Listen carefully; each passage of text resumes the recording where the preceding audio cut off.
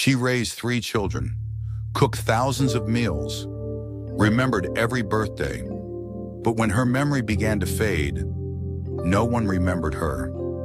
This is the silent heartbreak no one talks about after 60, the pain of being forgotten. In a small room with lace curtains and the scent of old books sits Eleanor, 82 years old and quietly fading into the background of her family's life.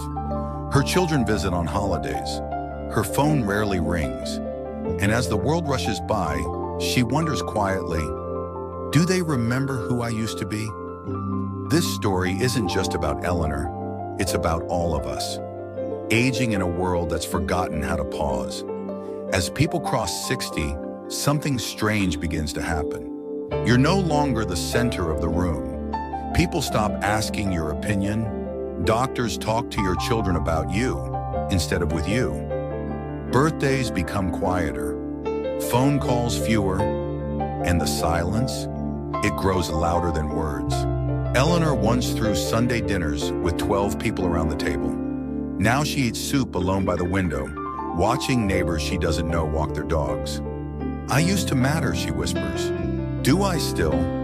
This isn't just one woman's story, it's a pattern.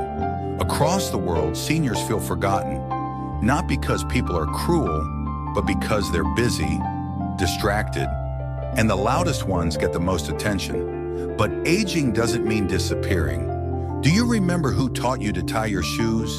Who packed your lunch? Who stayed up until midnight when you were sick? They do, even if their hands tremble now, even if they forget your name for a moment. They remember your laugh, your pain, your dreams. And when they sit alone watching the clock, they're not thinking about the past. They're wondering if anyone will knock. One day, Eleanor's grandson, Jake, visited unannounced. He hadn't seen her in over a year. College, work, life. It all moved so fast. She opened the door slowly, her eyes unsure, until she recognized him. She smiled the same smile she had when he was 5. He said, "Hi, Grandma. I missed you." And for the first time in months, she cried, not because she was sad, but because someone remembered. Jake stayed all afternoon. They looked at photo albums. She told him stories, many he'd heard before. But this time, he listened, because listening is love. Before he left, she held his hand and said, "Thank you for reminding me I'm still here." That day, Jake made a promise. He'd call every Sunday, and he has. Sometimes we don't need grand gestures. We don't need flowers or gifts. We just need to be remembered.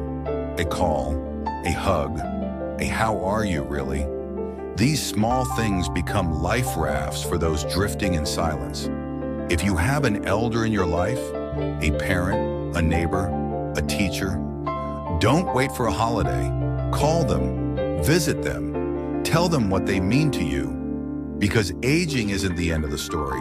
It's a chapter full of memories waiting to be reopened by someone who still cares to read them. Leave a comment if this story touched your heart.